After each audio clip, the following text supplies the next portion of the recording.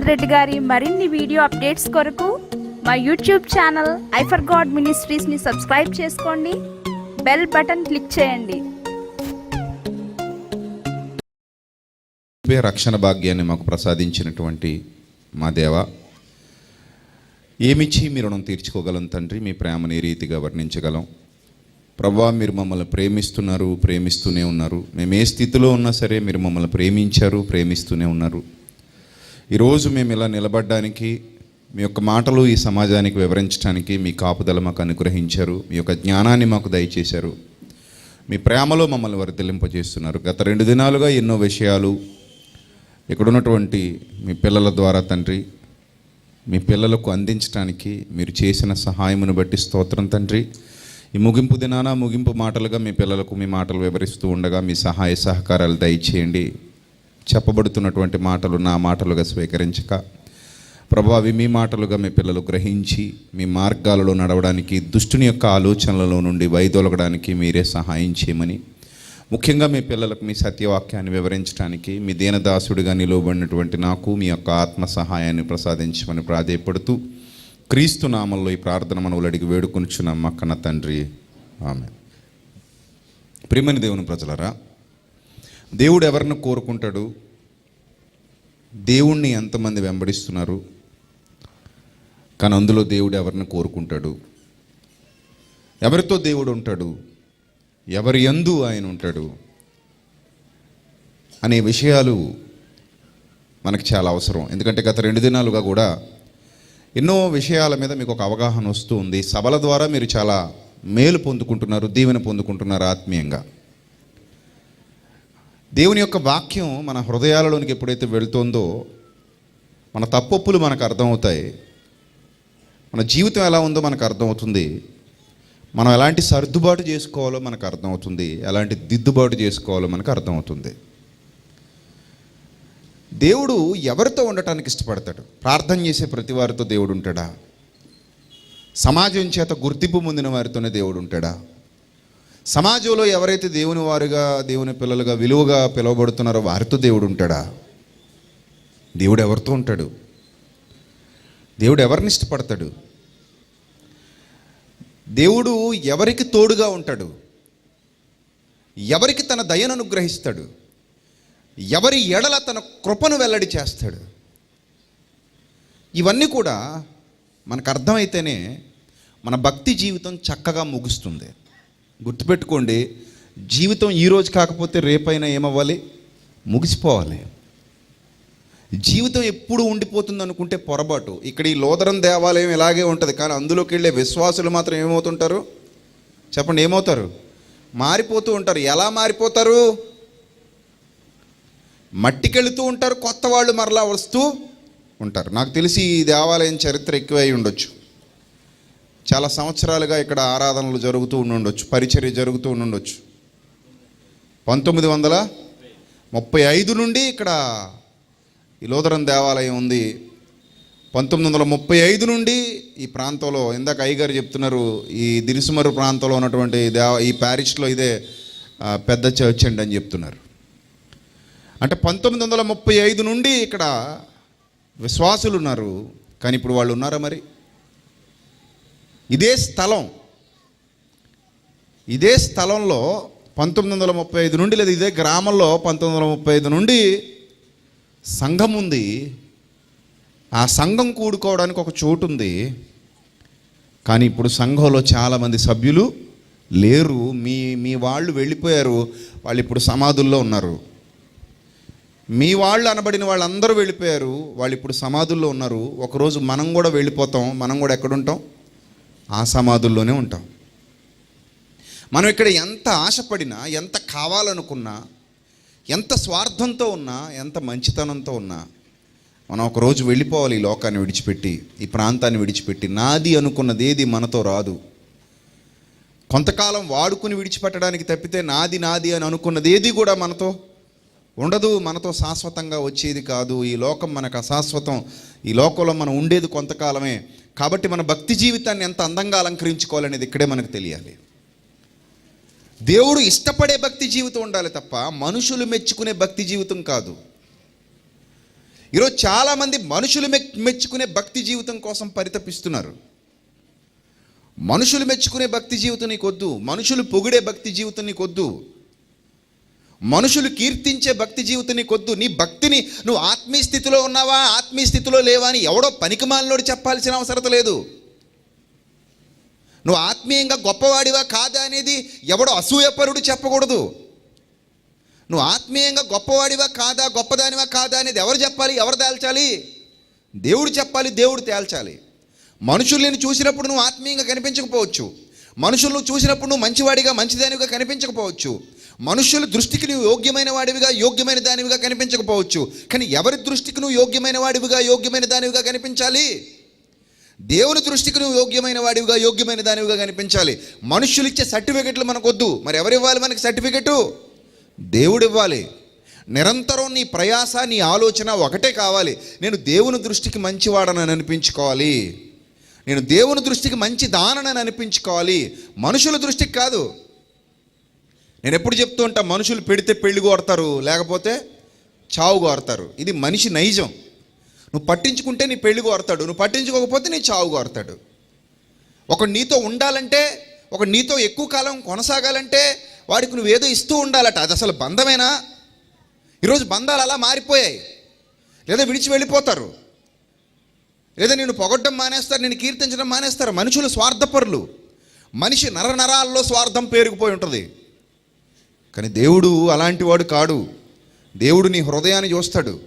నీ హృదయంలో ఆయనకున్న స్థానం ఏంటనేది చూస్తాడు. నిన్న ఆయన నిత్య జీవితానికి నడిపిస్తాడు. ఆయన తన కుమారుడైన క్రీస్తునే నీ కొరకు అర్పించేశాడు. ఆయన నీ కొరకు బలియాగం చేశాడు. మనం అడగక మునిపే దేవుడు మనకెంతో మేలు చేశాడు. ఈరోజుకు దేవుడు మనకు అన్ని విధాలుగా మేలు చేస్తూనే ఉన్నాడు. మనుషులు ఎవరు మనకు మేలు చేయరు. మనుషులు ఎవరు మనతో కడవరకు నిలకడగా నిలబడరు. మనుషులు ఎవరి మీద ఆధారపడినా వాళ్ళు ఏదో రోజు మనల్ని ఏం చేస్తారు, నిండా ముంచేసి వెళ్ళిపోతారు. సో మనిషి మీద ఎప్పుడు ఆధారపడకు, దేవుని మీద ఆధారపడు. మనిషి మీద ఆధారపడ్డావు అనుకో, మనిషి చాలా భయంకరమైన దుస్థితిలోనికి వెళ్ళిపోతున్నటువంటి దినాలు ఇవి. బంధాలకే విలువ లేదు. తల్లి విలువ తండ్రికి తెలియక, తండ్రి విలువ తల్లికి తెలియక, పిల్లల విలువ తల్లిదండ్రులకు తెలియక, తల్లిదండ్రుల విలువ పిల్లలకు తెలియక, బంధాలకు తిలోదకాలు ఇచ్చేసి ఎవరి స్వార్థానికి వారు ఇతరుల్ని బలి చేస్తూ బ్రతుకుతున్నటువంటి దౌర్భాగ్యపు దినాలలో మనం బ్రతుకుతున్నాం ప్రియులారా. మరి ఇలాంటి దౌర్భాగ్యపు దినాలలో దేవుడు మనల్ని మెచ్చాలి, దేవుడికి మనం నచ్చాలి. దేవునికి మనం నచ్చాలి, దేవుడు మనల్ని మెచ్చాలి అంటే మనుషుల మెప్పు కోసం ఆరాటపడకుండా నువ్వు దేవుని వైపు చూడాలి. నువ్వు దేవుని వైపు మాత్రమే చూడాలి, మరికి ఎవరి వైపు చూడడానికి వీల్లేదు. ఎందుకంటే ఆయన నిత్యము నిన్ను ఏం చేస్తాడో తెలుసా? పరిశీలన చేస్తాడు. ఆ పరిశీలనలో నువ్వు పాస్ అవ్వాలి. అలాంటి వారితోనే దేవుడు ఉంటాడు. అంతేగాని నాకు దేవుడు తెలుసు, నేను గొప్పవాణ్ణి, నేను గొప్పదాన్ని, నేను ఇంకా గొప్ప స్థితిలో ఉన్నవాడిని, గొప్ప స్థితిలో ఉన్నదాన్ని అని అనుకున్న వారు ఎవరితోనూ దేవుడు ఉండడు. అదే మీకు 2 రోజులుగా బోధిస్తున్నాను. శాస్త్రులు పరిసయ్యులు ఆనాటి సమాజంలో వాళ్ళకంటూ ఒక ముద్ర వేసేసుకున్నారు. ప్రజల్లో ఎవరిని తట్టినా ఒకటే మాట వస్తుంది, దేవుడు ఎవరికి తెలుసు, దేవుడు ఎవరితో ఉన్నాడు అంటే శాస్త్రులతో ఉన్నాడు, పరిచయులతో ఉన్నాడు అని. కానీ యేసుక్రీస్తు ఆ విషయాన్ని చెప్పటానికి ఎంత చక్కటి విషయాలు, ఎంత చక్కటి సందర్భాలను ఆయన ఎదుర్కోవాల్సి వచ్చిందో ఇప్పుడు మీకు చివరి దినం చూపిస్తాను ప్రియులారా. ఎప్పుడైతే శాస్త్రులకి పరిచయులకి యేసుక్రీస్తు ప్రభువారు బుద్ధి చెప్పడం ప్రారంభించారో వాళ్ళలో కక్షపూరితమైన భావజాలం పెరిగిపోయింది. యేసుప్రభువారిని చంపాలని నిర్ణయాలు తీసుకుంటున్నారు. యేసుప్రభువారిని ఎక్కడ దొరుకుతాడో పట్టుకోవాలని నిర్ణయాలు తీసుకుంటున్నారు. ఎందుకంటే వాళ్ళు అబద్ధ ప్రవక్తలు, క్రూరులు. జనం కూడా వాళ్ళని ఎక్కువ నమ్మారు. మీరు గుర్తుపెట్టుకోండి, మనిషి అబద్ధాన్ని ఎక్కువ నమ్ముతాడా, నిజాన్ని ఎక్కువ నమ్ముతాడా? మీ సొంత ఉద్దేశాలు చెప్పకండి, మీ సొంత ఉద్దేశాలు చెప్పకండి. మనిషి అబద్ధాన్ని ఎక్కువ నమ్ముతాడా, నిజాన్ని ఎక్కువ నమ్ముతాడా? మీ అనుభవాలు చెప్పండి, మీ అనుభవాలు చెప్పండి. మీ ఉద్దేశాలు మీ కల్పిత ఉద్దేశాలు కాదు, మీ సొంత అనుభవాలు, మీ స్వీయ అనుభవాలు, లేదా మీరు చూసిన విషయాలు, ప్రాక్టికల్గా మీరు ఏవైతే అనుభవించారో ఆ విషయాలు. ఇప్పుడు వాట్సాప్లో ఒక వైరల్ పోస్టులు తిరుగుతున్నాయి అనుకోండి, వైరల్ పోస్టులు. అందులో అబద్ధాలు ఎక్కువ ఉంటాయి, నిజాలు ఎక్కువ ఉంటాయి? అబద్ధాలు ఎక్కువ ఉంటాయి. మోడీ గారట 400 రూపాయలు పెట్టేట ప్రతి ఒక్కడికి ఎయిర్టెల్లోడు, తర్వాత వోడాఫోను, లేకపోతే జియో ఫోను వాడుతున్న వాళ్ళకట ఏం చేస్తారట, రీఛార్జ్ చేస్తారట. మోడీ గారికి పని పాట లేదు మరి ఆయనకి. ఇది అందరికీ షేర్ చేయాలట. షేర్ చేస్తే ఆశ్చర్యం, 3 గ్రూపులకు పంపించి తర్వాత చూడండి మీ అకౌంట్లోకి ఎన్ని వస్తాయి, 400 వస్తాయి. నిజంగా పంపిస్తున్నారు. నిజంగా పంపిస్తున్నారు. అలాగే కొన్ని మెసేజెస్ ఎలా ఉంటాయంటే వాట్సాప్లో ఈ సందేశాన్ని నువ్వు 3కి పంపించు, వెంటనే నీకు ఫోన్ వస్తుంది, దేవుడు నీ జీవితంలో ఏదో గొప్ప మేలు చేస్తాడు, నువ్వు అర్జెంటుగా పెట్టాలి, 3కి పెట్టాలి. ఇది పెడితే దేవుడు నీ జీవితంలో గొప్ప మేలు చేస్తాడు. పెట్టావా 3కి ఎప్పుడైనా? పెట్టి చూడు, ఏమైనా మేలు చేస్తాడా? అలాగే ఉంటావు. మోడీ గారు ఏమైనా నీకు డబ్బులు వేసారా? కానీ ఇలాంటివి బాగా స్ప్రెడ్ చేస్తారు. కానీ నిజంగా సత్యం అనుకోండి, వాళ్ళు ఎవరికి ఆ లింక్ కూడా పంపించరు. నిజంగా పంపించరు. మనకెందుకులే, మనం చూసాం కదా అయిపోయింది అనుకుంటారు. నువ్వు చూసిన వాక్యం, నువ్వు విన్న వాక్యం ఎవరికైనా పంపించావు ఎప్పుడైనా? నువ్వు యూట్యూబ్లో చూసిన వాక్యం ఆ లింక్ ఎవరికైనా షేర్ చేసావా, ఇది సత్యవాక్యం వినని? నీకు వాట్సాప్లో వచ్చిన ఆడియో నువ్వు వినేసిన తర్వాత, నువ్వు ఆత్మీయంగా బలపడిన తర్వాత మరొకడికి ఎప్పుడైనా పంపించావా? ఇది నువ్వు విను, ఆత్మీయంగా బలపడు, ఈ ప్రసంగం విను, ఆత్మీయంగా బలపడు, దేవునికి దగ్గరవు, దేవుని వాక్యం తెలుసుకో, దేవుడు అంటే ఏంటో అర్థం చేసుకో అని ఎప్పుడైనా పంపించా? అబ్బే, అలాంటివి కథలో అలాగే ఉంటాయి. కానీ ఏవి ఎక్కువ వెళ్తాయి? అబద్ధాలు. అవి నిజంగా అబద్ధాలు. కానీ అబద్ధాలు మాత్రం చాలా ఫాస్ట్గా షేర్ చేస్తారు. నిజాలు ఎవడు పట్టించుకోడు. అబద్ధాన్ని త్వరగా నమ్ముతారు, నిజాన్ని నమ్మరు. అబద్ధాన్ని నమ్మడానికి ఎక్కువ టైం పట్టదు, నిజాన్ని నమ్మడానికి మాత్రం చాలా టైం పడుతుంది. అమ్మా నాన్న నిజంగానే మిమ్మల్ని ప్రేమిస్తారు, కానీ వాళ్ళ ప్రేమ మీకు అర్థం కాదు. బయటను మోసగాడు చిన్న గులాబీ పువ్వు పట్టుకునో, లేదా 4 రౌండ్లు నీ చుట్టూ ఓరకొక్కలా తిరుగో, నీకేవో 4 మెసేజ్లు పెట్టో, నీ వైపు ప్రేమగా చూసినట్టు మాట్లాడో, లేదా 2 సినిమా పాటలు నీకు వాట్సాప్లో పంపించో, నువ్వంటే నాకు అంత ఇష్టం, నువ్వంటే నాకు ఎంత ఇష్టం, నువ్వు లేకపోతే చచ్చిపోతా, పుచ్చిపోతా అని చెప్పిన మాటలో తొందరగా నమ్ముతారు. చూశారు? తొందరగా నమ్మి ఇన్నేళ్లుగా పెంచిన అమ్మనే నాన్నని నిజాన్ని వదిలేసి అబద్ధంతో పెట్టి సర్దుకుని వెళ్ళిపోతారు. అవునా కదా? ఇన్నేళ్లుగా పెంచిన అమ్మా నాన్న నిజం అది, కానీ ఆ నిజాన్ని వదిలేశారు. ఎవడో ఒక అబద్ధం, ఆ అబద్ధాన్ని నమ్మేశారు, పోయారంతే వాడితో పెట్టి సర్దుకుని వీళ్ళంతటి వీళ్ళు పోతే మంచిది. కానీ అమ్మా నాన్న కష్టం పట్టుకుపోతారు, దౌర్భాగ్యులు. డబ్బు అమ్మా నాన్నది, బంగారం అమ్మా నాన్నది, బట్టలు అమ్మా నాన్నవి, చివరికి తీసుకెళ్ళే పెట్టి కూడా ఎవరిది? ఆ అమ్మా నాన్నది. ఆ బ్యాగ్ కూడా అమ్మా నాన్నదే. అవి పట్టుకుని పోతారు అంతే. దేన్ని నమ్మిపోయారు వీళ్ళు? అబద్ధాన్ని నమ్మిపోయారు, నిజాన్ని వదిలేశారు. అమ్మా నాన్న ప్రేమ నిజమే, వాళ్ళు నీకోసం చాలా కష్టపడ్డారు. కానీ వీడు నిన్నగాక మొన్న పరిచయం 2 రోజులు, 3 రోజులు, 4 రోజులు, 5 రోజులు అంతే, లేదా నెల, 10 రోజులు, లేదా సంవత్సరం. దానికి ఆ అబద్ధికుడితో, మోసగాడితో వెళ్ళిపోతారు. తర్వాత ఏ కడుపు తెచ్చుకుని, తర్వాత ఈ జీవితం అంతా నాశనం చేసుకుని, తర్వాత జీవితం అంతా ఛిద్రం అయిపోయి మళ్ళీ వెర్రి చూపులు చూసుకుంటూ వెనక్కి వస్తారు. అప్పుడు మళ్ళీ చేర్చుకునేది ఎవరు? అమ్మ నాన్నే. ఏడుస్తూ వెతుకుతారు. చాలామంది తల్లిదండ్రులు ఇలా ఉంటారు. కొంతమంది మోసపూరితమైన భావజాలం కలిగిన వాళ్ళు ఉండొచ్చు అక్కడక్కడ.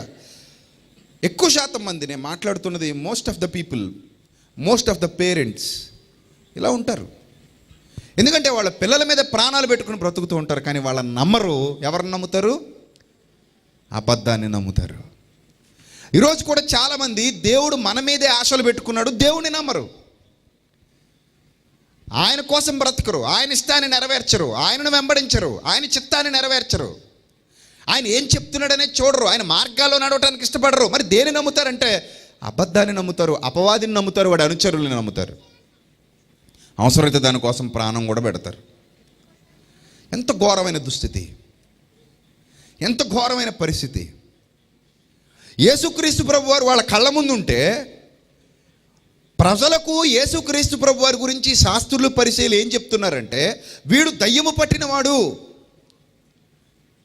వీడు చేస్తున్న అద్భుత కార్యాలన్నీ కూడా బయల్జెబూలు వలన అధికారం పొంది చేస్తున్నాడు, వీడు నీతిమంతుడు కాదు, వీడు యథార్థవంతుడు కాదు అని చెప్తే అది నమ్ముతున్నారట. అది నమ్ముతున్నారు వాళ్ళు. మీరు గమనించారు లేదో, యేసుక్రీస్తు ప్రభు వారు సిలువకు వెళ్ళే సమయానికి చాలామంది ఆయన ద్వారా మేలు పొందుకున్న వాళ్ళే ఆయనకి ఏమైపోయారు? వ్యతిరేకమైపోయారు. కొందరే ఉన్నారు ఆయనతో, కొందరే. ఎక్కువ మంది ఏమైపోయారట? వీనిని సిలువ వేయము, వీనిని సిలువ వేయము అని కేకలు వేసిరి. ఎవరు కావాలనుకున్నారు, ఎవరు వద్దనుకున్నారట? బరబ్బా కావాలనుకున్నారట. యేసుక్రీస్తు ప్రభు వారు మాత్రం వద్దనుకున్నారు. చూసారా? చాలామంది వ్యతిరేకమైపోయారు. ఎందుకంటే అబద్ధానికి ఉన్న శక్తి అలాంటిది, అబద్ధానికి ఉన్న బలం అలాంటిది. నిజం గడప దాటే లోపు అబద్ధం ఊరు మొత్తం తిరిగి వచ్చేస్తుంది. నిజం ఇంకా గడప దాట్లా, అబద్ధం అప్పుడు ఏం చేసింది? ఊరు మొత్తం తిరిగి వచ్చేసింది. సో మనుషులు దేని నమ్ముతారు ఎక్కువ అంటే అబద్ధాన్ని నమ్ముతారు. నిజాన్ని నమ్మరా అంటే నమ్మరు. నిజాన్ని నమ్మడానికి వాళ్ళకి చాలా క్యాలిక్యులేషన్స్ ఉంటాయి. అబద్ధాన్ని నమ్మడానికి మాత్రం నో క్యాలిక్యులేషన్స్. నిజంలో నడవడానికి చాలా క్యాలిక్యులేషన్స్, అబద్ధంలో నడవడానికి నో క్యాలిక్యులేషన్స్. ఏంటి మనుషుల పరిస్థితి ఎలా మారిపోయిందంటే, మనుష్యుల ఆలోచన విధానం అలా తటస్థంగా ఉంది. తటస్థమైన భావజాలం. ఈ తటస్థమైన భావజాలంతో ఇటో మొగ్గు చూపలేక వాళ్ళను వాళ్లే పొడుచుకునే పరిస్థితికి, వాళ్ళ జీవితాన్ని వాళ్లే నాశనం చేసుకునే పరిస్థితికి చాలామంది వెళ్ళిపోతున్నారు. ప్రియులారా, దేవుడు అందరినీ ప్రేమించాడు, అందరినీ కావాలనుకున్నాడు, కానీ కొందరిని ఎన్నుకున్నాడు. అందరినీ ప్రేమించి అందరినీ కావాలనుకున్న దేవుడు కొందరిని ఎన్నుకుంటున్నాడు, కొందరిని ఏర్పరచుకుంటున్నాడు. అంటే కారణం, ఆ కొందరే ఆయనకు అనుకూలంగా కనబడ్డారు, మిగిలిన వారు ఆయనకు అనుకూలంగా కనబడలేదు. కొందరే సత్యం వైపు ఆకర్షింపబడుతున్నారు, మిగిలిన వారు అసత్యం వైపుకు ఆకర్షింపబడుతున్నారు. కొందరే బైబిల్ని ఉన్నట్టుగా చదివి సత్యాన్ని అర్థం చేసుకుంటున్నారు, కొందరు సత్యంలో నిలబడుతున్నారు. కానీ ఎక్కువ శాతం మంది ఎటు వెళ్ళిపోతున్నారు? అసత్యంలోకి వెళ్ళిపోతున్నారు, అసత్య మార్గాల్లో బ్రతుకుతున్నారు, అసత్యాన్ని అనుసరించి జీవిస్తున్నారు. అందుకే ప్రభువు ఆ శాస్త్రులు పరిసయ్యులని అబద్ధికులను ఖండిస్తూ ఎవరిని ఎన్నుకున్నాడు అంటే, చూద్దాం ప్రియులారా, మార్కు సువార్తలో ఒక అద్భుతమైన సందర్భం వ్రాయబడింది. అదే మనం కంటిన్యూగా 2 రోజులుగా నేర్చుకుంటున్నాం. మార్కు సువార్త 7వ అధ్యాయము 24వ వచనం నుంచి మనం మార్కు సువార్త 1 నుంచి 23 వరకు నిన్న మొన్న మనం చాలా వరకు డిస్కస్ చేసాం, చాలా వరకు మనం దాని గురించి ఆలోచన చేసాం. ఇప్పుడు మార్కు సువార్త 7వ అధ్యాయము 24 నుండి ఆ సందర్భానికి కొనసాగింపు, ఆ సందర్భానికి ముగింపు కాదు. 1వ వచనం నుంచి 23వ వచనం వరకు శాస్త్రులు పరిసయ్యులు చేస్తున్నటువంటి నీతి మాలిన బోధల్ని యేసుక్రీస్తు ప్రభువారు ఎండగట్టారు. వాళ్ళ అబద్ధ బోధల్ని యేసుక్రీస్తు ప్రభువారు ఎండగట్టారు. వాళ్ళ తప్పుడు బోధల్ని సమాజంలో బహిరంగంగా మాట్లాడుతున్నారు. అలాగే మత్తయి సువార్త 23వ అధ్యాయం కూడా రాత్రి మీరు చదువుకున్నారు. అక్కడ కూడా యేసుక్రీస్తు ప్రభువారు చాలా ధైర్యంగా వాళ్ళ బోధల గురించి మాట్లాడతారు. వాళ్ళు చేస్తున్న అబద్ధాల గురించి, వాళ్ళు చెబుతున్న అబద్ధాల గురించి, వాళ్ళు ఏ విధంగా ప్రజల్ని నిత్య జీవితానికి దూరం చేస్తున్నారో, ఏ విధంగా ప్రజల్ని నిత్య జీవితానికి వెళ్ళనివ్వకుండా అడ్డుపడుతున్నారో, ఏ విధంగా వాళ్ళ బోధల వల్ల ప్రజలు పాడైపోతున్నారో, అలాంటి వాటిని యేసుక్రీస్తు ప్రభువారు ఖచ్చితంగా ఖండించారు, చాలా స్పష్టంగా ఖండించారు. అయితే ఇక్కడ మీరు జాగ్రత్తగా చూడండి. ఈ శాస్త్రులు పరిసయ్యులు యెరూషలేము నుండి వచ్చారట. యెరూషలేము నుండి వచ్చిన తర్వాత వాళ్ళతో యేసుక్రీస్తు ప్రభువారు మాట్లాడారు. మాట్లాడి, మీరు మీ కల్పిత సిద్ధాంతాల కోసం దేవుని వాక్యాన్ని బొత్తిగా నిరర్థకం చేస్తున్నారు. లోపల నుంచి బయటికి వెళ్ళేది మనిషిని అపవిత్రపరచదు. లోపల నుంచి బయటకు వచ్చేది, హృదయంలో నుండి ఏదైతే బయటకు వస్తుందో అదే మనిషిని అపవిత్రపరుస్తుంది తప్ప వెలుపల నుంచి లోపలికి వెళ్ళే ఆహారం కాదు మనిషిని అపవిత్రపరిచేది, హృదయంలో నుండి బయటకు వచ్చేదే మనిషిని అపవిత్రపరుస్తుందని చాలా స్పష్టంగా చెప్పారు. అసలు ఈ సందర్భాలన్నీ ఎందుకు చెప్పాల్సి వచ్చిందంటే, యూదులు తమకు తామే నీతిమంతులు అనుకుంటున్నారట. శాస్త్రులు కానీ పరిసయ్యులు కానీ ఏమనుకుంటున్నారు? తమకు తామే నీతిమంతులు అనుకుంటున్నారు. ఇక్కడ కూడా చాలామంది స్వభావాలు అలా ఉండొచ్చు. మనిషికి ఆ నైజం ఎందుకు వస్తుందంటే, మనిషి ఎప్పుడు కూడా ఎక్కువ పక్కోడితో కంపేర్ చేసుకుంటూ ఉంటాడు. అప్పుడే అసూయ పడుద్ది, అప్పుడే స్వార్థం పడుద్ది, అప్పుడే నేనే గొప్పోడిని అన్న భావజాలం కూడా పడుద్ది. ఎప్పుడు కూడా పక్కోడితో ఎప్పుడు కంపేర్ చేసుకోకు. 5 వేళ్ళు ఒకలా ఉంటాయా? ఉండవు. నీ చేతికున్న 5 వేళ్ళే ఒకలా ఉండవు. సో నీ పక్కోడితో నీ కంపారిజన్ ఏంటి? ఎవడి వాడే, ఎవడి శరీరం వాడిదే, ఎవడి ముక్కు వాడిదేనా, ఎవడి కళ్ళు వాడివేనా, ఎవడి నోరు వాడిదేనా, ఎవడి చెవి వాడిదేనా, ఎవడి పోలిక వాడిదే, ఎవడి స్వరూపం వాడిదే, ఎవడి వేలిముద్ర వాడిదే, మరి ఎవడి బతుకు వాడిదే. పక్కోడితో నీకెందుకు కంపారిజను? పక్కోడితో ఎప్పుడు కంపేర్ చేసుకోకూడదు. కానీ మనిషి ఎప్పుడు కూడా పక్కోడితో కంపేర్ చేసుకుంటూనే ఉంటాడు. పక్కోడితో కంపేర్ చేసుకుని ఏమనుకుంటాడంటే, నేను చాలా మంచోడిని, వాడికంటే మంచోడిని కాబట్టి నేను మంచోడిని అంతే, వాడు నాకంటే వెదవ కాబట్టి నేను వాడికంటే మంచోడిని అనుకుంటాడు అంతే.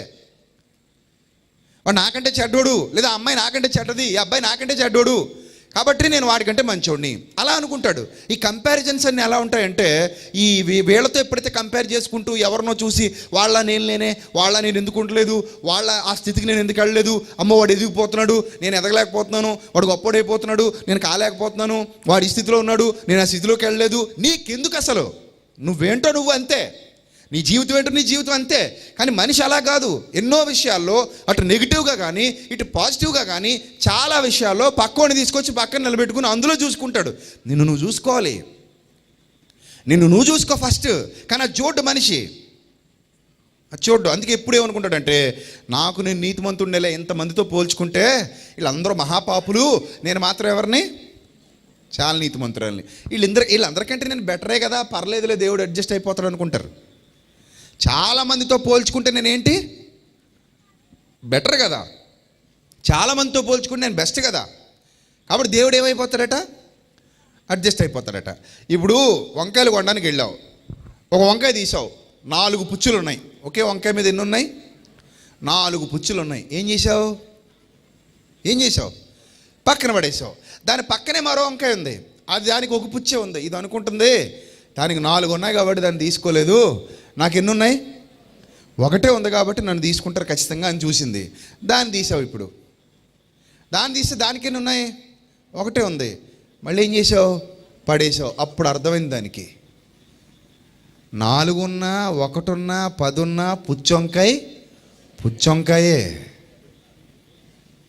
కాబట్టి అన్ని వంకాయలు ఉండగా పుచ్చుదాన్ని ఎవడో తీసుకోడు. అలాగే నువ్వు కూడా ఏమనుకుంటావంటే, సమాజంలో చాలా మందితో పోల్చుకుంటే నేను బెటరే కదా ప్రభువా, ఒక పుచ్చే ఉంది కదా ప్రభువా నా దగ్గర, వాళ్ళ దగ్గరికి అయితే 5 పుచ్చులు ఉన్నాయి ప్రభువా, వీడికైతే 10 పుచ్చులు ఉన్నాయి ప్రభువా, ఇదైతే మొత్తానికి కుళ్ళిపోయిన వంకాయ ప్రభువా, నేనైతే అంతా కుళ్ళిపోలేదు ప్రభువా, ఏదో ముచ్చికి దగ్గర కొంచెం కుళ్ళిపోయినంతే ప్రభువా, అది కోసి తీసేస్తే మిగిలింది వాడుకోవచ్చు ప్రభువా.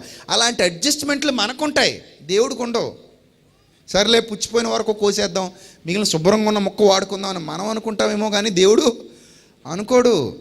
పుచ్చిదానికి వద్దు, పుచ్చిదానికి అవసరం లేదు, మంచిది తీస్తాడు. అలాగే దేవుని యొక్క ఆలోచన విధానం మనకు తెలియాలి. ఇప్పుడు ఈ శాస్త్రుల పరిచయం ఏమనుకుంటున్నారంటే, మనం పరిశుద్ధులం, చాలామందితో పోల్చుకుంటే మనం నీతిమంతులం, అమ్మో మనం అబ్రహాము సంతానం, మన దేవుడు గొప్ప దేవుడు, ఆ దేవుడు మనవాడు, మనల్ని కోరుకున్నవాడు, మన సంతానానికే దేవుడు వాగ్దానాలు చేశాడు. అబ్రహామునకును అతని సంతానమునకును వాగ్దానము చేయబడెను అన్న విషయాలు వాళ్ళకి చదువుకుని వాళ్ళు ఎవరుకున్నారంటే, దేవుడు మనకే వాగ్దానం చేశాడు కాబట్టి మిగిలిన వాళ్ళని ఎవరిని, అన్యజనులను ఎవరిని పట్టించుకోడు, మనల్ని మాత్రం గొప్పోళ్ళు అంటాడు, గొప్ప స్థితిలో ఉంచుతాడు అని అనుకుంటున్నారు. మనం ఎలా బతికినా పర్లేదు, మనకు పరలోకం ఇచ్చేస్తాడు అని అనుకుంటున్నారు వాళ్ళు. కానీ దేవుడు పుచ్చిపోయిన దాన్ని స్వీకరించడు, అపవిత్రమైన దాన్ని అంగీకరించడు. మారు మనసు పొందని జీవితాలు దేవునికి వద్దు. తమ తప్పు తాము దిద్దుకోలేని వాళ్ళు దేవునికి వద్దు. దేవుడు అపరిశుద్ధమైన వాటిని, అపవిత్రమైన వాటిని, అవిశ్వాసంతో కూడుకున్న వాటిని నిత్య జీవితంలోనికి రానివ్వడు. ఆయనకు అవసరం లేదు. అందుకే నువ్వు మారమని నీకు చెప్తున్నాడు, నిన్ను నువ్వు శుద్ధీకరించుకోమని చెప్తున్నాడు, నీ బ్రతుకును దిద్దుకోమని చెప్తున్నాడు, అక్షయాలంకారంతో నీ బ్రతుకును అలంకరించుకోమని చెప్తున్నాడు. అవన్నీ నీకు ఎందుకు చెప్తున్నాడంటే, ఆయన ఏ విషయంలో కూడా అడ్జస్ట్ అవ్వడు. పరిశుద్ధత లేకుండా ప్రభువును చూడటం అసాధ్యం. విశ్వాసం లేకుండా దేవునికి ఇష్టడై ఉండుట అసాధ్యం. అపవిత్రులకు, నిషిద్ధమైన వారికి పరలోకంలో చోటు లేదు. ఇది స్పష్టమైన వైఖరి. ఇందులో అస్పష్టత ఏమైనా ఉందా? అస్పష్టంగా ఏమైనా ఉన్నాయా? దేవుని వాక్యం అస్పష్టంగా ఉందా? లేదు, చాలా స్పష్టంగా ఉంది దేవుని వాక్యం. కానీ ఆనాడున్న శాస్త్రులు పరిశీలి అలాంటి భావజాలం తమకు తామే నీతిమంతులు అనుకుంటున్నారు. చూడండి లూకాసు వార్త 18వ అధ్యాయం, లూకాసు వార్త 18వ అధ్యాయం 9వ వచనం. లూకాసు వార్త 18వ అధ్యాయం 9వ వచనం. తామే నీతిమంతులమని తమను నమ్ముకొని ఇతరులను తృణీకరించి కొందరితో ఆయన ఉపమానము చెప్పెను. ప్రార్థన చేయుటకై 2 మనుష్యులు దేవాలయమునకు వెళ్ళిరి. వారిలో ఒకడు పరిసయ్యుడు. వచ్చాడా పరిసయ్యుడు? తగిలాడా మనకి ఇక్కడ? మనం మాట్లాడుకుంటుంది వీళ్ళ గురించే, శాస్త్రులు పరిసయ్యులు. ఒక పరిసయ్యుడు, ఒకడు సొంకరి. పరిసయ్యుడు నిలబడ్డాడట. దేవా, కంపేర్ చేసుకుంటున్నాడు అనమాట. నేను ఇదిగో ఈ దొంగోళ్ళతో పోల్చుకుంటే నేను అంత పెద్ద దొంగోడినేమి కాదు. చోరులు ఈ అన్యాయస్తులతో పోల్చుకుంటే నేనేమి అన్యాయస్తుడిని కాదు. వీళ్ళతో ఈ వ్యభిచారులతో పోల్చుకుంటే నేను పెద్ద వ్యభిచారినేమి కాదు. ఇలాంటి ఇతర మనుష్యుల వలనైనను, ముఖ్యంగా ఇది ఇక్కడ నా పక్కనే ఉండి ప్రార్థన చేస్తున్నాడు చూశారు, ఈ సొంకరి వలనైనను ఉండనందుకు నీకు కృతజ్ఞతాస్తుతులు చెల్లిస్తున్నాను. ఎంత అహంభావంతో ఉన్నాడు చూడండి. నీకు కృతజ్ఞతాస్తుతులు చెల్లిస్తున్నాను. వారానికి 2 వారాలు ఉపవాసం చేస్తాను. నా సంపాదన అంతట్లో 10వ వంతు ఇస్తాను. తనలో తాను ప్రార్థించుచుండెను. తనలో తాను ప్రార్థిస్తున్నాడట. సమాజం ఎవరికి విలువనిస్తుంది చెప్పండి? సమాజం ఎవరికి విలువనిస్తుంది? ఎవరికి నమస్కారం పెడతారు బయట ఉన్నోళ్ళు? సొంకరికా పరిసయుడికా? ఎవరికి? పరిసయుడికి. ఎందుకంటే అమ్మో మహాభక్తుడు అయినా, మహాభక్తుడు దూరం జరగండి ఆ మహాభక్తుడు వచ్చాడు అని పరిసయుడికి అందరూ కూడా దండం పెడతారు. కానీ సొంకర్ని అందరూ ఎలా చూస్తారు? చీపుగా చూస్తారు. సొంకర్ని అందరూ ఎలా చూస్తారు? విలువలేనోడుగా చూస్తారు. బాహ్యంగా చూస్తుంటే సొంకర ఎలా కనబడతాడు? పనికిమాలినోళ్ళకి కనబడతాడు. బాహ్యంగా చూస్తుంటే పరిసయుడు ఎలా కనబడతాడు? గొప్పోళ్ళకి కనబడతాడు. కానీ దేవుడు బాహ్య రూపాన్ని చూసి మోసపోయేవాడు కాడు. దేవుడు ఎవరిని చూస్తాడు? ఎక్కడ చూస్తాడు? అంతరంగాన్ని చూస్తాడు. సమూయేలు గారు తొందరపడిపోతున్నారట ఎవరొకరికి అభిషేకం చేసేద్దామని. ఎందుకంటే యెషై గారు కుమారులు మంచి దిట్టంగా ఎత్తుగా కనబడుతున్నారు. ఈయన అయి ఉంటాడు దేవుడు అనుకున్నవాడు, ఈయన అయి ఉంటాడు అనుకుంటున్నాడు. పోసేయడానికి రెడీ అయిపోతున్నాడు సమూయేలు గారు. కొమ్ము తీసుకొని, నూనె కొమ్ము అభిషేకించడానికి రెడీ అయిపోతుంటే, ప్రభు నేను కోరుకునిన వాళ్ళు వీళ్ళు కాదు. సమూయేలు మనుష్యులు పై రూపాన్ని చూస్తారు, యెహోవా హృదయాన్ని చూస్తాడు. పై రూపాన్ని చూసి, ఎత్తు చూసి, కండలు చూసి, ఆ పై వేషధారణ చూసి వీళ్ళని నేను కోరుకుంటున్నాను అనుకున్నావేమో. నో, నేను పై రూపాన్ని చూసేవాడను కాను. యెహోవా పై రూపమును లక్ష్య పెట్టడు, నరులు పై రూపమును లక్ష్య పెట్టుదురు, యెహోవా హృదయమును లక్ష్య పెట్టును. ప్రభు దేన్ని లక్ష్య పెడతాడు? హృదయమును లక్ష్య పెట్టును. హృదయాన్ని లక్ష్య పెడుతుంటే ఈ కుమారుల్లో ఎవ్వరూ సెట్ అవ్వలేదంట. ఎవ్వరొద్దు ఆయనకి, ఎవ్వరొద్దు. ఇంకా నీకు ఎవరైనా ఉన్నారా అంటే కడసారోడు ఒకడు ఉన్నాడు బాబు, వాడు ఎక్కడో గొర్రెలు మేపుకుంటాడు అడవిలో. పిలిపించు వస్తున్నాడు దావీదు. అప్పుడే దేవుడు చెప్తున్నాడు, ఎస్ నేను కోరుకొనినవాడు ఇతడే అన్నాడు. నేను కోరుకొనినవాడు ఇతడే. ఆయన కోరుకునే లక్షణాలు మన దగ్గర ఉండాలి. జనం కోరుకునేవి కావు.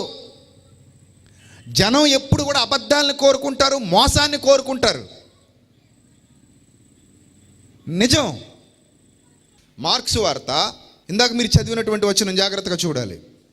7వ అధ్యాయము 24వ వచనం. మార్క్స్ వార్త 7వ అధ్యాయము 24వ వచనం. ఆయన అక్కడ నుండి లేచి తూరు సీదోనుల ప్రాంతములకు వెళ్ళి ఒక ఇంట ప్రవేశించి ఆ సంగతి ఎవనికి నీ తెలియకుండా వలనని కోరెను. చూసారా ఆయన ఎక్కడికి వెళ్తున్నాడు? ఇప్పుడు ఈ ఇష్యూస్ అన్నీ జరిగిన తర్వాత, శాస్త్రులకు పరిశీలికి బుద్ధి చెప్పిన తర్వాత ఎక్కడికి వెళ్తున్నాడు ఆయన? తూరు సీదోను ప్రాంతాలకు వెళ్ళాడు. తూరు సీదోను ప్రాంతాల్లో ఎక్కువ అన్యజనులు ఉండేటువంటి ప్రాంతాలు అవి. తూరు సీదోను ప్రాంతాల్లో ఎక్కువగా అన్యజనులు ఉండేవారు. ఆ అన్యజనులు ఉండే ప్రాంతాలకు వెళ్ళి ఒక ఇంట ప్రవేశించి ఆయన ఎవరికీ మరుగై ఉండలేకపోయాడట. అపవిత్రాత్మ పట్టిన 25వ వచనం జాగ్రత్తగా చూడండి. అపవిత్రాత్మ పట్టిన చిన్న కుమార్తె గల ఒక స్త్రీ ఆయనను గూర్చి విన్నదట.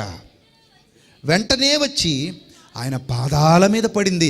చూసారా, ధర్మశాస్త్రం ఎరుగని స్త్రీ ఆయన పాదాల మీద పడింది. ధర్మశాస్త్రం విరిగిన వారమని చెప్పుకుంటున్న శాస్త్రులు పరిచయలు ఏం చేస్తున్నారు? ఆయనను అవమానపరుస్తున్నారు, ఆయనను వ్యతిరేకిస్తున్నారు, ఆయనను చంపాలని చూస్తున్నారు. ఎంత ఘోరం, ఎంత ఘోరం చూసారా? ఇప్పుడు చెప్పండి, దేవుడు ఎవరిని కోరుకుంటాడు?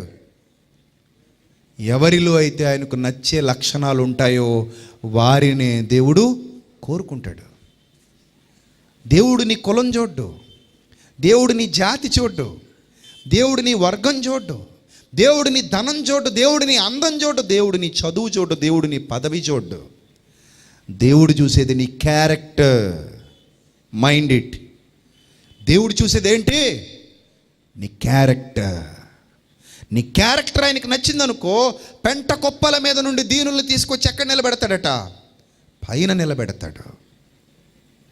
నిన్ను తలగా చేస్తాడు కానీ తోకగా చేయడు. ఎక్కడి నుంచో నిన్ను తీసుకెళ్ళి సింహాసనాల మీద కూర్చోబెడతాడు. దేవుని కోసం అప్పగించుకున్న జీవితం అలా ఉంటుంది. దేవుణ్ణి ప్రేమించే జీవితం అలా ఉంటుంది. పరీక్షలకు తట్టుకుని నిలబడగలిగే జీవితం అలా ఉంటుంది. ఎప్పుడైతే ఈ స్త్రీ, కనాను స్త్రీ ఆమె పాదాల మీద పడింది, 26వ వచనం, ఆ స్త్రీ సురోఫెనికయ వంశమందు పుట్టిన గ్రీసు దేశస్థురాలు. సురోఫెనికయ అన్యజనుల వంశం అది. ఆ సురోఫెనికయ వంశమందు పుట్టినటువంటి గ్రీసు దేశస్థురాలు. గ్రీస్ దేశానికి సంబంధించిన ఆమె ఇశ్రాయేలీయురాలు కాదు. ఇశ్రాయేలు జాతిలో పుట్టిన ఆమె కాదు. అందుకే వీళ్ళందరూ కూడా ఆమెను చాలా చీప్గా చూస్తున్నారు. చాలా అన్యురాలంటే వాళ్ళకి అసహ్యం. ఎందుకంటే మేమే అబ్రహాము సంతానం అన్న పొగరు, భ్రమ వాళ్ళలో ఉంది. మేము ఎవరి సంతానం? అబ్రహాము సంతానం. మరి ఈమె అబ్రహాము సంతానం కాదు. అందుకే చీప్గా చూసేటువంటి పరిస్థితి. ఆమె తన కుమార్తెలో నుండి ఆ దయ్యమును వెళ్ళగొట్టుమని ఆయనను వేడుకొనెను. అప్పుడు ఆయన ఆమెను చూచి ఒక పరీక్ష పెడుతున్నారు. ఆమెకి పరీక్ష. ఎందుకు ఆ పరీక్ష పెట్టాల్సి వచ్చిందంటే, చుట్టూ చాలామంది మేమే దేవుని పిల్లలమని తమను తాము నీతిమంతులుగా ప్రకటించుకుంటున్నటువంటి పరిసయ్యులు లాంటి వాళ్ళు ఉన్నారు. ఇప్పుడు ఈ పరిసయ్యులు లాంటి వాళ్ళందరూ ఏం చూస్తున్నారంటే, ఇదిగో ఈమె సురఫెనికియా వంశస్థురాలు, ఈమె మాతో సాటి అయినది కాదు, ఈమె మాకు సెట్ అయ్యేది కాదు, ఈమె దేవుని సంబంధి కాదు, మేమే దేవుని సంబంధులం అన్న భ్రమలో బ్రతుకుతున్నారు. అప్పుడు చూడండి ప్రభు ఏం మాట్లాడుతున్నాడో. ఆ స్త్రీ సురఫెనికియా వంశమందు పుట్టిన గ్రీసు దేశస్థురాలు. ఆమె తన కుమార్తెలో నుండి ఆ దయ్యమును వెళ్ళగొట్టమని ఆయన వేడుకొనెను. ఆయన ఆమెను చూచి, అమ్మా, పిల్లలు మొదట తృప్తి పొందవలను, పిల్లల రొట్టె తీసుకొని కుక్క పిల్లలకు వేయుట యుక్తము కాదనెను. ఎందుకు ఆ మాట అనాల్సి వచ్చింది ప్రభు అంటే, అన్యజనులందరినీ కుక్క పిల్లల్లాగా చూస్తున్న వాళ్ళు ఎవరు?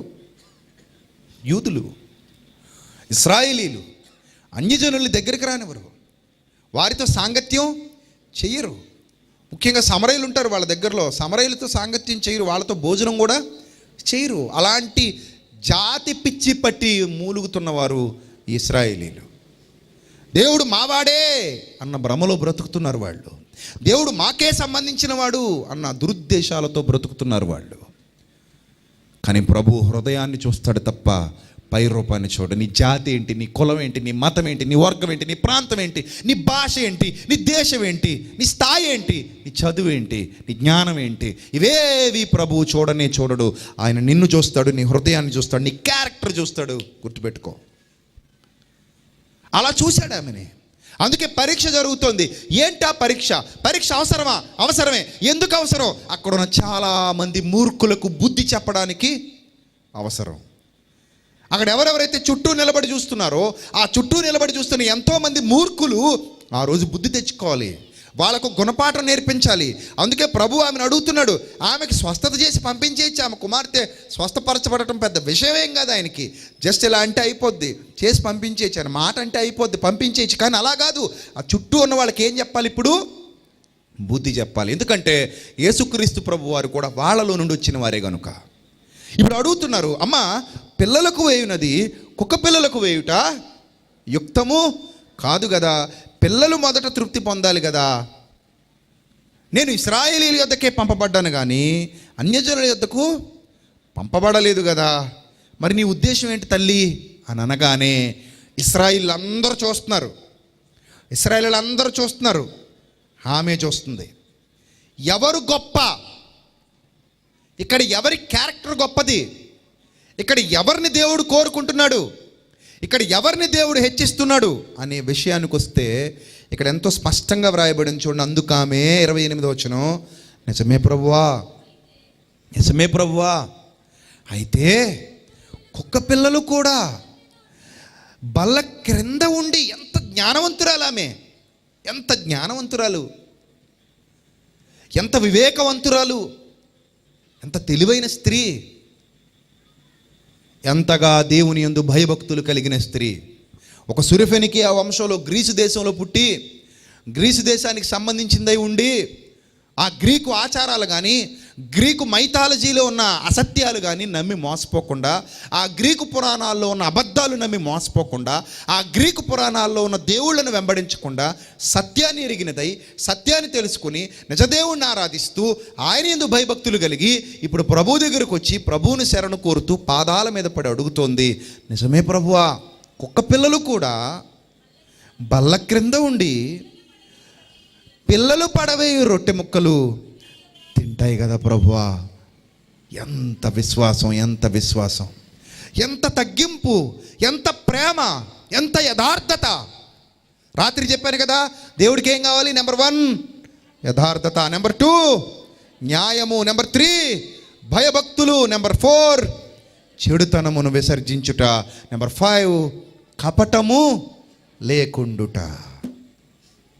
ఈ లక్షణాలు ఎవరిలో అయితే ఉంటాయో వాళ్ళను దేవుడు విడువడు, ఎడబాయడు, గుండెలకు హత్తుకుంటాడు. నువ్వు ఉంటావా? ఈ రాత్రి నిర్ణయం తీసుకోవాలి. నువ్వు ఉండగలవా? ఆ అదృష్టాన్ని సంపాదించుకుంటావా? ఆ ఆశీర్వాదాన్ని నువ్వు కూడా సంపాదించుకోవాలనుకుంటున్నావా? అయితే ఈ రాత్రి మంచి నిర్ణయం తీసుకో. ప్రభు అలాంటి వాళ్ళని ఎట్టి పరిస్థితుల్లో విడిచిపెట్టలేదు. నువ్వైనా నేనైనా ఎవరైనా సరే ప్రభు అలాంటి వాళ్ళని అసలు విడిచిపెట్టాడు. ఆయనకు వాళ్ళే కావాలి, అలాంటి వాళ్ళే కావాలి. ఆ పరీక్ష పెట్టాడు. పరీక్ష కూడా ఎందుకు? ఆయనకు తెలియక హృదయ రహస్యాలు ఎరిగినవాడు పరీక్ష పెట్టాలి. ఎందుకు?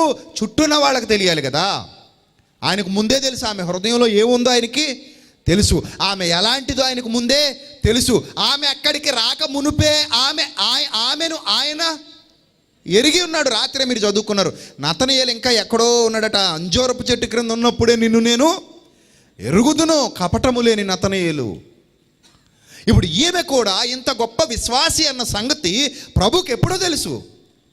అప్పటి వరకు వెయిట్ చేయక్కర్లా. ఆమె అక్కడికి రాక మునుపే ప్రభు ఆమె గూర్చి ఎరిగినవాడు, ఆమెను చూశాడు ఆల్రెడీ.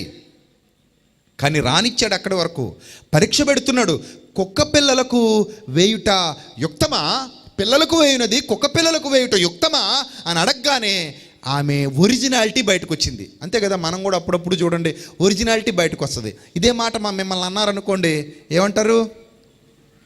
ఏంటి కుక్క పిల్లలు అంటావా నన్ను? వాళ్ళు పిల్లలా? మేము కుక్క పిల్లలమా? ఇంత మాట అంటావా నన్ను? నువ్వు స్వస్థత చేయకపోతే ఎవరికి అక్కర్లేదు ఇళ్ళు అని వెళ్ళిపోయింది అనుకోండి, ఇది ఒరిజినల్. ప్రభువా ప్లీజ్, ప్రభువా చేయి, ప్రభువా, అది డూప్లికేట్. అప్పుడప్పుడు చూసారా, ఎవడో వస్తుంటాడు, ఏమండి ఒక 100 రూపాయలు ఇవ్వంటే ఇవ్వండి ప్లీజ్ అండి, 100 రూపాయలు ఇవ్వండి, లేదా 1000 రూపాయలు ఇవ్వండి. ఎంత వినమ్రంగా అడుగుతారో, ఎంత జాలిగా. అక్క ఒక 1000 ఉంటే ఇవ్వక్క, మళ్ళీ వారంలో ఇచ్చేస్తానక్క, మళ్ళీ 10 రోజుల్లో ఇలా చేయి తిరగేస్తే డబ్బులు అంటుకుని ఉంటాయి ఏంటో మరి.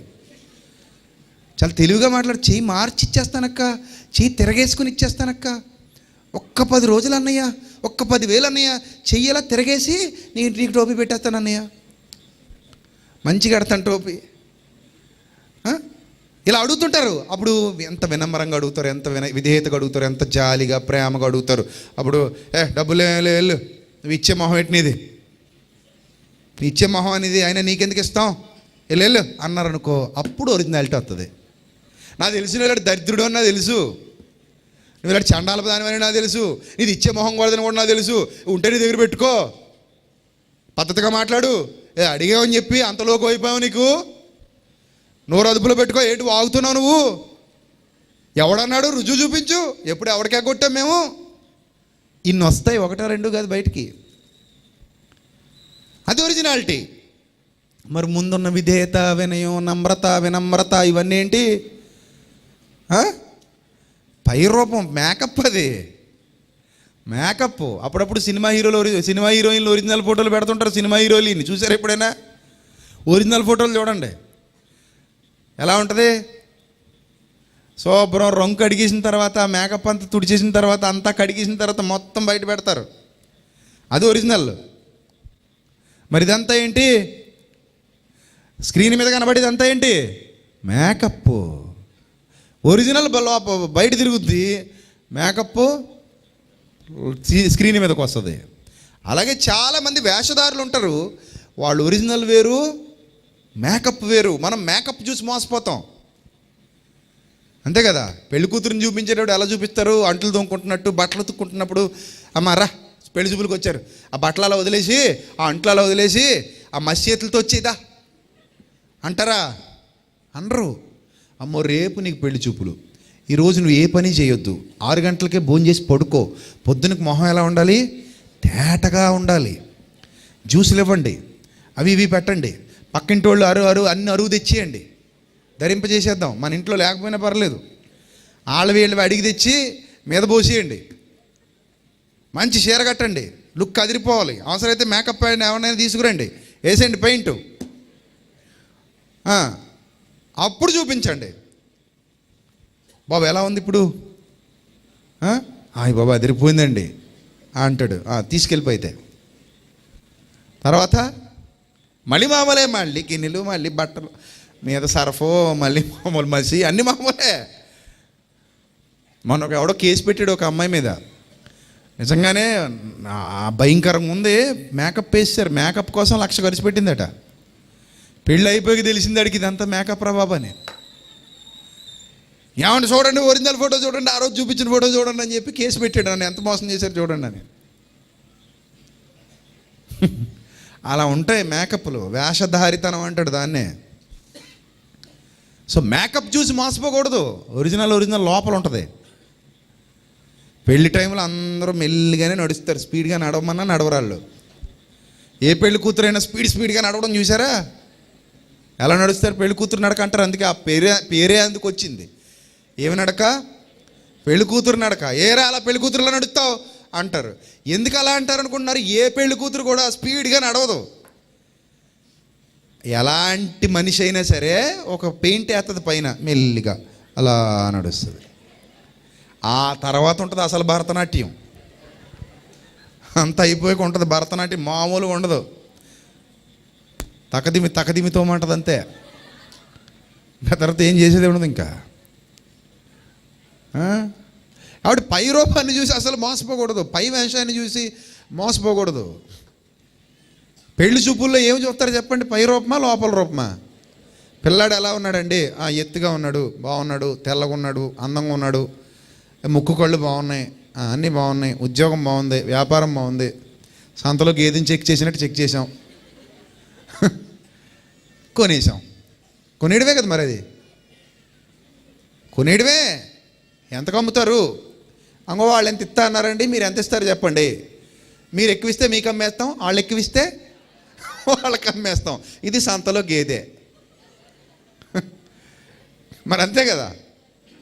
సో ఎవరు కొనుక్కుంటారు చెప్పండి అనేసరికి మార్కెట్లో పెట్టేశారట. ఈయన తీసుకొచ్చి ఎక్కడ పెట్టారు? మార్కెట్లో పెట్టారు. ఎన్ని పాలు ఇస్తుందని అడుగుతాడు. 5 లీటర్లు అంటాడు. 5 లీటర్లు ఇస్తుందండి.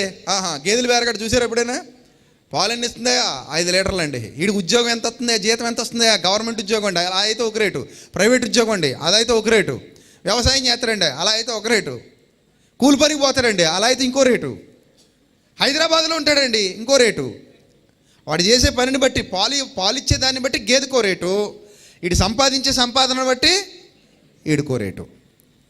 అప్పుడు బాగుందయ్యో, పలుపుతాడు, అది గట్టిగా ఉంది, సో దిట్టంగానే ఉంది కాబట్టి తీసుకెళ్ళి మా కట్టడికి కట్టేసుకుంటాం. భయానా ఇచ్చేస్తాం. ఎంత బాబు, ఇంకా మాదనిపించేసుకున్నాం ఈ గేదెని. అయ్యా నిచ్చే తాంబూలాలు భయానా ఇచ్చేసారు, ఒక వాచ్ పెట్టేశారు, చైన్ ఇచ్చేసారు, అయిపోయింది. ఆ తర్వాత రేట్లు మాట్లాడేసుకున్నారు, తీసుకెళ్ళిపోయారు. అంతే కదా. అప్పుడు అర్థం అవుద్ది ఈ గేదె నిజంగా 5 లీటర్లు ఎత్తుందా 1 లీటర్ వేస్తుందా. అదోళ్ళ బేరగడ శుభ్రం బెల్లం నువ్వులు అయ్యి వేసి పూట కట్టి చేసి ఓ పూట తీయకుండా తీసుకొచ్చాడనమాట. అప్పుడు పొదుగు ఎక్కువ కనబడింది మనకి. తీరా చూసిన తర్వాత అసలు కథ అర్థమైపోయింది. అమ్మో ఇది దొంగ గేదండి బాబు, ఇది బాగా కుమ్మేస్తుంది, అసలు మంచి గేది కాదు. ఆ రోజు మంచిది అనుకుని ఇంత రేటు పెట్టుకునేసాం, ఇప్పుడు ఇంకా ఎక్కువ తౌడు దానా కావాలంటుంది. కట్నం సరిపోలేదట, ఇంకా తౌడు కావాలట, ఇంకా కుడితి కావాలట. అలా ఉంటాయి కదా వ్యాపారాలు ఇవి. అప్పుడు అర్థం అవుద్ది అనమాట, అమ్మో అనవసరంగా గంగలో దిగిపోయామని. అంతేనా. మనుషులు పైరూపాన్ని చూసి మోసపోతారు, దేవుడు మాత్రం ఏం చూస్తాడు, హృదయాన్ని చూస్తాడు. ఇప్పుడు ఈ కనాను స్త్రీ ఎంత గొప్ప స్త్రీ చూడండి, ఆమె ఎంత గొప్ప ఉత్తమురాలు. నన్ను అడిగితే ఉత్తమురాలు అంటాను ఆమెను గూర్చి. ఆ ఉత్తమురాలు మాట్లాడుతున్న ఉత్తమమైన మాటలు అందరికీ తెలియాలనే ప్రభు అలా మాట్లాడారు అక్కడ. లేకపోతే ఆయనకు హృదయ రహస్యాలు తెలిసినవాడు ఆయన. అక్కడ మాట్లాడుతున్నారు, అమ్మా కుక్క పిల్లలకు వేటి యుక్తం కాదనగానే ఆ సమాధానం చెప్పగానే అందుకు ఆయన ఈ మాట చెప్పినందున 29వ వచనం, అందుకు ఆయన ఈ మాట చెప్పినందున ఆ మాట కోసమే ఎదురు చూస్తున్నాడు ఆయన. అది అందుకే ఆ మాట అక్కడ రాశాడు. ఈ మాట చెప్పినందున వెళ్ళుము, దయ్యము నీ కుమార్తెను వదిలిపోయినదని ఆమెతో చెప్పాను. చూసారా, ఈ మాట చెప్పినందున వెళ్ళుము, దయ్యము నీ కుమార్తెను వదిలిపోయినదని ఆమెతో చెప్పాను. ఇమ్మీడియట్గా వెళ్ళిపోయిందట. ఆమె ఇంటికి వచ్చి తన కుమార్తె మంచము మీద పండుకొని ఉండుటయు దయ్యము వదిలిపోయి ఉండుటయు చూశాను. చూసారా, అనేకులైన శాస్త్రులు పరిసయ్యులు ఆయనకు నచ్చలేదు. కానీ ఎవరు నచ్చారు? ఒక గ్రీసు దేశానికి చెందిన ఆమె నచ్చింది, కోరుకున్నాడు ఆమెని. ఆమె విశ్వాసం గొప్పది. చూడండి మత్తయి సువార్త 15వ అధ్యాయం 21వ వచనం. మత్తయి సువార్త 15వ అధ్యాయము 21వ వచనం చూడండి. తూరు సీదోనుల ప్రాంతములకు వెళ్ళగా ఇదిగో ఆ ప్రాంతముల నుండి కనాను స్త్రీ ఒకటి వచ్చి, ప్రభువా దావీదు కుమారుడా నన్ను కరుణింపుము, నా కుమార్తె దయ్యము పట్టి బహుబాధపడుచున్నదని కేకలు వేసెను. పాదాల మీద పడింది, కేకలు వేసింది. అందుకైన ఆమెతో ఒక్క మాట అయినను చెప్పలేదు. అక్కడ సందర్భం వ్రాయబడింది, ఇక్కడ వ్రాయబడింది, ఇంకా క్లియర్గా వ్రాశాడు ఇక్కడ. ఒక్క మాట అయినను చెప్పలేదు. అప్పుడైన శిష్యులు వచ్చి, ఈమె మన వెంబడి వచ్చి కేకలు వేయుచున్నది గనుక ఈమెను పంపివేయమని ఆయనను వేడుకొనగా, శిష్యులు వచ్చి కూడా వేడుకుంటున్నారంటే ఎంత ఏడ్చిందో, ఎంత కేకలేసిందో. పరీక్ష. అప్పుడప్పుడు దేవుడు నువ్వు అడగగానే సమాధానం ఇవ్వడు. నీకేమో అడగగానే ఇవ్వకపోతే కోపం వచ్చేస్తుంది, అవిశ్వాసంలోకి పోతావు. నిన్ను పరీక్షిస్తున్నాడు ఆయన. చూసావా, ఆమె వెంబడి వస్తుందట, కేకలు వేస్తుందట, ఏడుస్తుందట, దావీదు కుమారుడా ప్రభువా నన్ను కరుణించు అని ప్రాధేయపడుతోంది. కానీ ప్రభువు మాట్లాడట్లేదు. అందరూ వినాలి, ఆమె అరవాలి, అందరికీ వినబడాలి. ఆమె అలా అరుస్తుంటే అందరికీ వినబడుతుండే. అందరి కాన్సన్ట్రేషన్ ఇప్పుడు ఎవరి మీద ఉంది? ఆమె మీదే ఉంది. అంతేనా? అందరి కాన్సన్ట్రేషన్ ఎక్కడ పోయింది? ఆమె మీదకు పోయింది. శిష్యులు కూడా వచ్చి అడుగుతున్నారు, ప్రభువా ఆమెను ఏదో చూసి పంపించే ప్రభువా కొంచెం అని అడుగుతున్నారు. అని అడుగుతుంటే ఆయన అంటాడు, ఆయన ఇశ్రాయేలు ఇంటి వారై నశించిన గొర్రెల యొద్దకే కానీ మరి ఎవరి యొద్దకు నేను పంపబడలేదనెను. అంటే ఇశ్రాయేలు కొరకు మాత్రమే అని కాదు, నేను వారి యొద్దకు పంపబడ్డానని చెప్తున్నాడు. చాలామంది ఇశ్రాయేలు కొరకు మాత్రమే వచ్చాడు ప్రభు అని వక్రీకరిస్తారు. కానీ ఆయన ఇశ్రాయేలు కొరకు మాత్రమే అనట్లా. ఏమంటున్నాడు? ఇశ్రాయేలు యొద్దకే కానీ మరి ఎవరి యొద్దకు నేను, అది కూడా నశించిన గొర్రెల యొద్దకే కానీ మరి ఎవరి యొద్దకు నేను పంపడు. ఆ మాట కూడా ఎందుకు అనాల్సి వచ్చింది? ఆమెను పరీక్షించడానికి. ఆమె నోట్లోంచి ఆ మాట రప్పించాలి, ఆ మాట ఆమె నోట్లోంచి బయటికి రావాలి. అప్పుడు అక్కడ ఉన్న ఇశ్రాయేలీలకు బుద్ధి రావాలి. అందుకే ఆ మాట అన్నాడు. అయితే అయినను ఆమె వచ్చి ఆయనకు మొక్కి, ప్రభువా నాకు సహాయము చేయమని అడిగాను. అందుకు ఆయన పిల్లల రొట్టె తీసుకొని కుక్క పిల్లలకు వేయటం యుక్తము కాదని చెప్పగా, చూసారా పరీక్ష. అప్పుడు ఆమె నిజమే ప్రభువా, కుక్క పిల్లలు కూడా తమ యజమానుల బల్ల మీద నుండి పడు మొక్కలు తినును కదా అని చెప్పాను. అందుకు యేసు, అమ్మా నీ విశ్వాసం గొప్పది. తెలీదా ఆయనకు? ముందు తెలీదా? తెలుసు. మరి అక్కడ ఉన్న వాళ్ళకి తెలియాలి కదా. అందుకైనా అమ్మా నీ విశ్వాసము గొప్పది, నీవు కోరినట్టే నీకు అవునుగాక ఆమెతో చెప్పెను.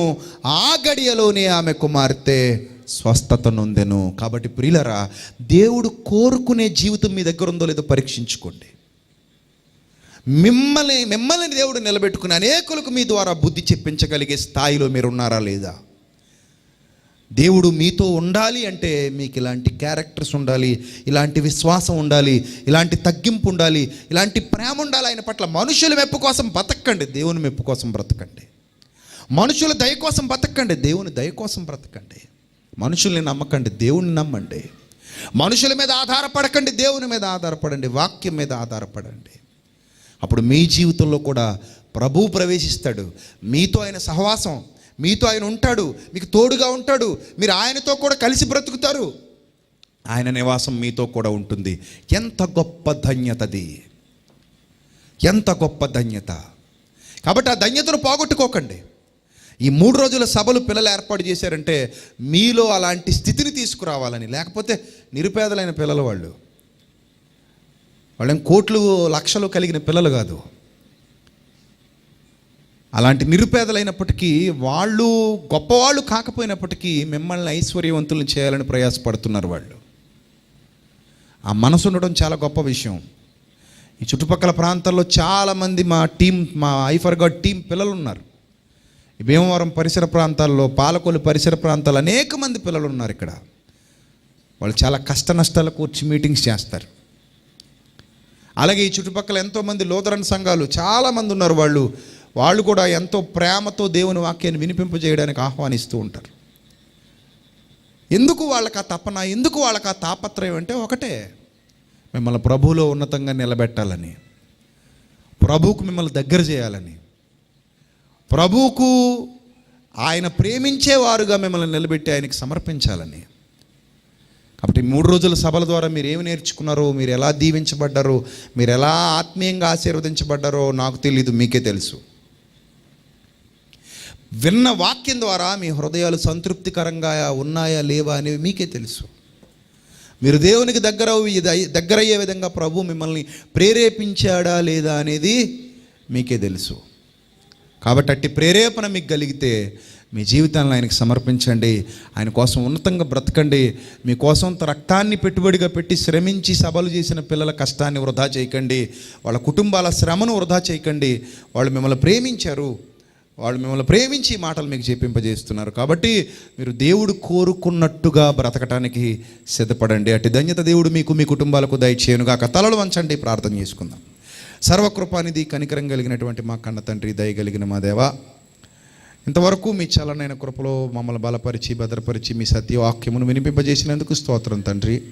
అనేక మంది పిల్లలు మీ మాటలు విని ఉన్నారు. విని విడిచిపెట్టే గుంపులో గాక విన్న వాక్యాన్ని అనుసరించి జీవించగలిగే భాగ్యాన్ని ప్రసాదించండి. ఒకవేళ వారు అసత్యంలో ఉంటే అసత్యంలో నుండి సత్యంలోనికి నడిపించండి. వారి మనోనేత్రాలు వెలిగించండి. విన్న వాక్యాన్ని అనుసరించి ప్రభువా వారి బ్రతుకులు దిద్దుకోవడానికి సహాయం చేయండి. అలాగే ఈ సభల నిమిత్తం కష్టపడినటువంటి పిల్లల కుటుంబాలను జ్ఞాపకం చేసుకోండి. ఈ దిరిసిమరు ప్రాంతంలో ఉన్న లూథరన్ సంఘాన్ని, అలాగే ఇక్కడున్న అనేకమైన సంఘాలను, విశ్వాసులను, కాపరులను, పెద్దలను ప్రతి ఒక్కరిని బలపరచండి. గ్రామస్తులను మీ కృపలో భద్రపరచండి. ప్రతి ఒక్కరు మీ సత్యమెరిగి మీ సన్నిధి కాంతిలో నడవడానికి సహాయం చేయమని, అలాగే రేపటి నుంచి కొవ్వాడనవరంలో జరగబోతున్నటువంటి సభల్ని, తర్వాత హైదరాబాదులో జరగబోతున్న సభల్ని మీరు ఘనంగా జరిపించమని వేడుకుంటూ క్రీస్తు నామంలో ఈ ప్రార్థన మనవులు అడిగి వేడుకొనిచున్నాం మా కన్న తండ్రి. ఆమెన్. అందరికీ వందనాలు. May God bless you all. Thank you.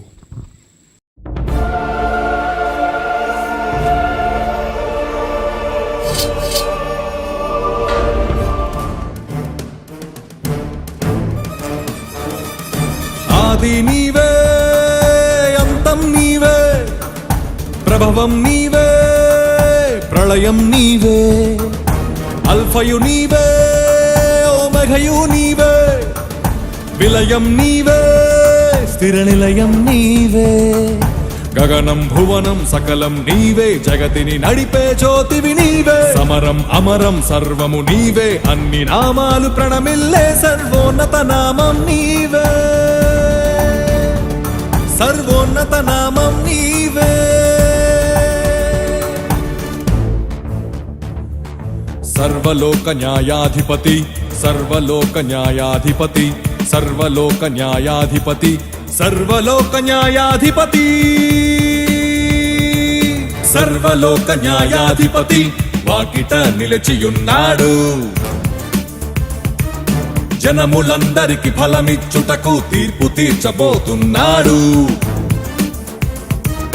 సర్వలోక న్యాయాధిపతి వాకిట నిలిచియున్నాడు జనములందరికి ఫలమిచ్చుటకు తీర్పు తీర్చబోతున్నాడు వేల దూతలతో బూరధ్వనులతో మేఘమండలము పైన